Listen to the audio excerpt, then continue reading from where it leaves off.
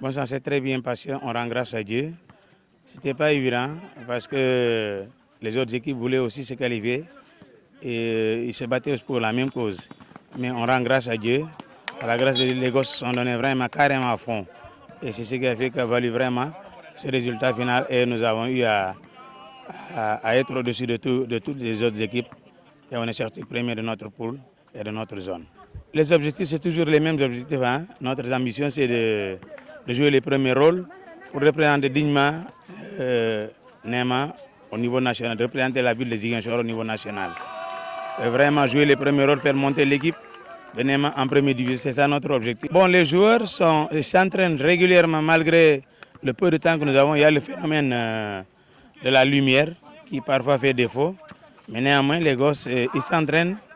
Et même les dimanches, on est obligé de travailler pour compenser les autres heures, compte tenu du quantum scolaire. Donc, du coup, on est obligé d'augmenter même les jours fériés. Les gosses sont obligés de travailler, on est conscient de ça. Bon, les autorités, on réitère les mêmes démarches, la même demande de venir à Nedam pour soutenir le basketball de Ziguinchor.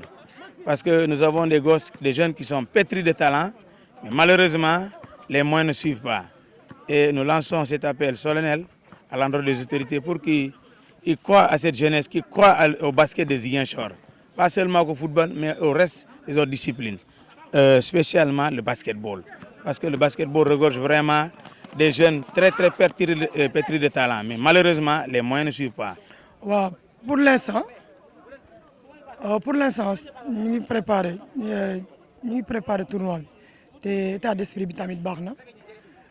Comme coach, comme joueur. Autorité moom ñoom laay woo pour ñu jàppale ñu parce que man moom gisaguma kenn mais woo naa ñëpp pour ñu jàpp si équipe yi dem pour ñu soutenir ñu pour ñu dem jouer tournoi bi incha allah te incha allah bëgg nañ def différence bi bu incha allah bu ñu demee Dakar.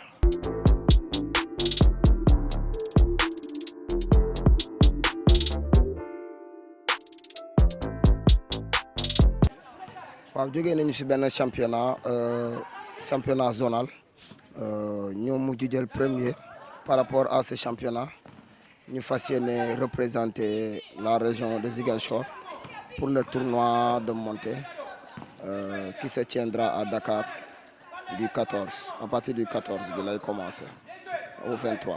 ñu ngi ci préparation ya di waajal tournoi montée mu doon tournoi bi nga xam ne nii bon. dañ ko mës a jël au sérieux c'est vrai que ni ces 2 dernières années dem nañu ba demi-finale ba benn pas pour ñu yéeg en première division mu tombé ñu échec en demi-finale mais cette année-ci ñi ngi ci liggéey bu baax pour bon fas yéene yéeg en première division. Actuellement moom mën nañu ñu ngi si waajal bi parce que ñun moom depuis début année ba léegi moom ñu ngi si kawam entraînement rek waa.